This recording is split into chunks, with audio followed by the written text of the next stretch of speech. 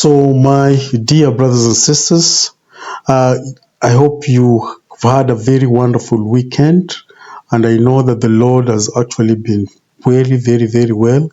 And I know so many people are now embarking on their normal days and trying to find and see how they can make the two ends meet. Now, today I want to share with you one of the analysis that speaks of the story of Utah and the story of Utah. And when you speak of Utah or that state of Utah, mostly you're speaking about the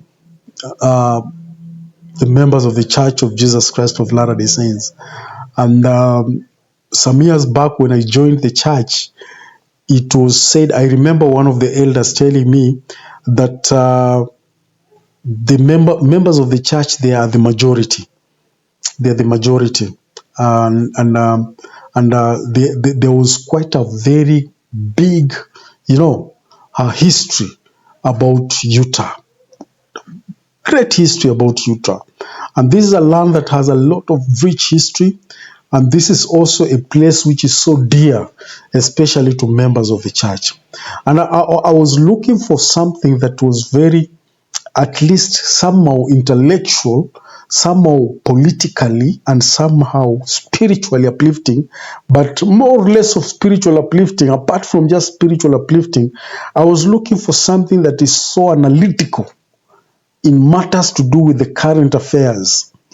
And I came across this clip. And without further ado, please, I would like just you to spend some time in joining me just to listen to this clip, okay, for just 5 seconds. Listen to this clip. Please welcome.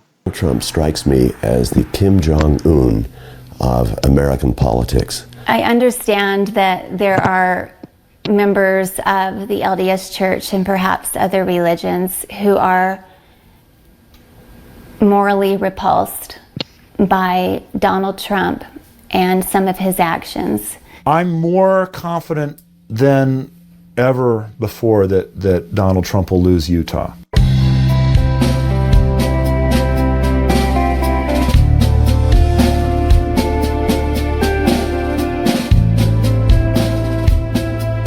Donald Trump rubs Mormons the wrong way because I think in almost every single way he's the antithesis of what Mormons aspire to be.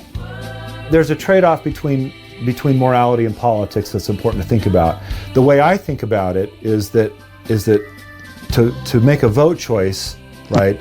It's an either-or decision. You have to vote for someone or not. And so what happens, I think, for many Mormons, right, they've decided that Donald Trump is not compatible with them, and it's just a question of how immoral they see him, how problematic they see him.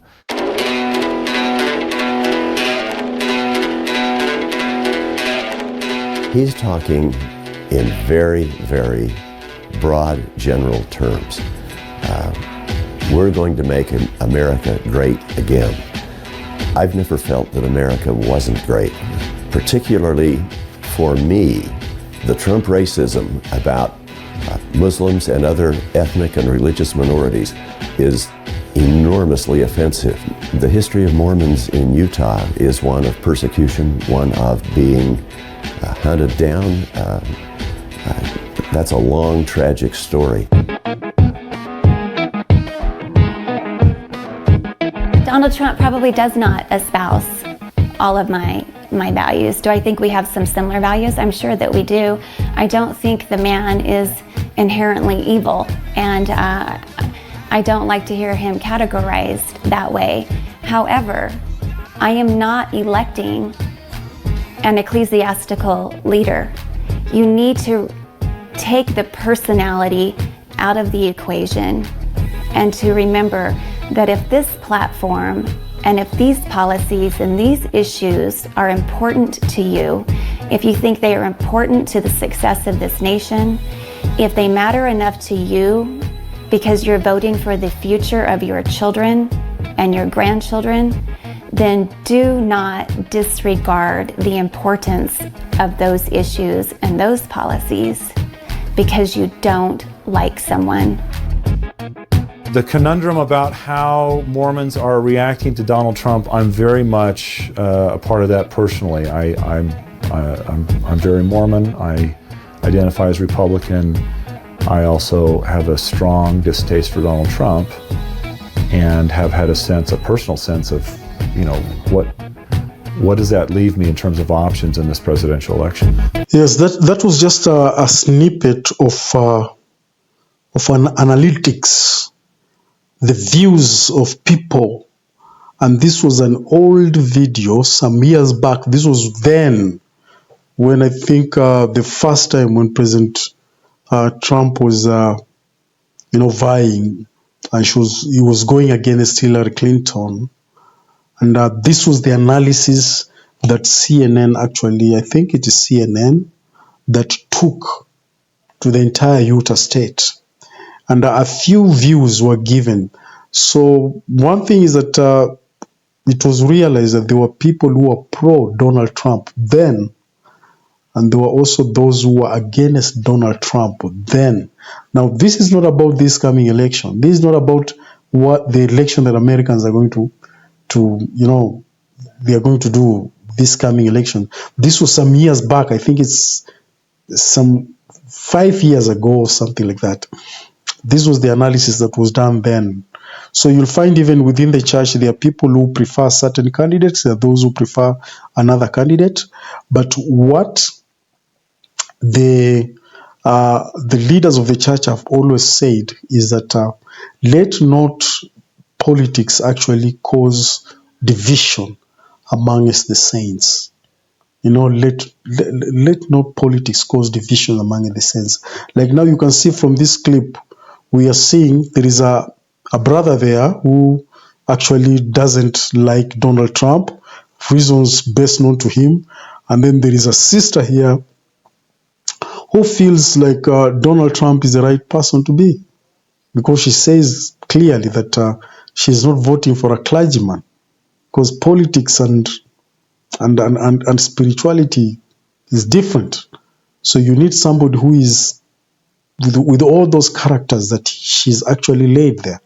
There's somebody who is, like that, and one who can actually see the future, where the nation is going and how his grandchildren and children will actually live in a place that is really, really okay, So this is just an indication that we have different opinions everywhere, and ours is not to campaign for any of the candidates, but ours is to ensure that we maintain peace, and whatever we do, we need to ensure that the Spirit of God still is with us, that we are not driven by anger, or we are not driven by malice, or we are not driven by any other belittling spirit, but we are driven by one objective concept, and that is just to make our countries better and make sure that opportunities are there for all. Opportunities are there for all, and also shun down liars, people who've been lying to you for quite some time. This is the time for you to get rid of them. Americans are very civilized. That is very, very civilized, and in Africa, we do respect them a lot. Very civilized people. But in Africa, at times it is very sad. Elections are not elections. Elections are not actually ideologies. Elections are not about better governance. Elections here, they are about tribal census. About tribal census. We want to see between us and you, who are the majority. Who are the people who've given birth more than others. And it's our time to eat. You've eaten for quite some time. Now it's time for our tribe to eat. And when they miss out these things, you end up finding some serious post-election violence. So you realize that politics here, they are not about ideologies. They are about our tribe, our people, and it's our time to eat. And that is the problem. That is the problem. And I pray that someday maybe, if the church can one day just appoint some political specialist and for members the saints in Africa will be able actually to change their communities in the perception of what they think about politics. It's not about tribe. It is not about eating. It's not about corruption, but it is about the future of our people. And I think that is a good mentality for people to start understanding that. Otherwise, my dear brothers and sisters, what is your comment? What do you think about this?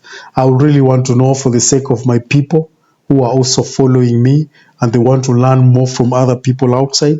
Please, you can drop a comment there, 2 or 3. And I want to say thank you very much for your support. I always like reading your comments.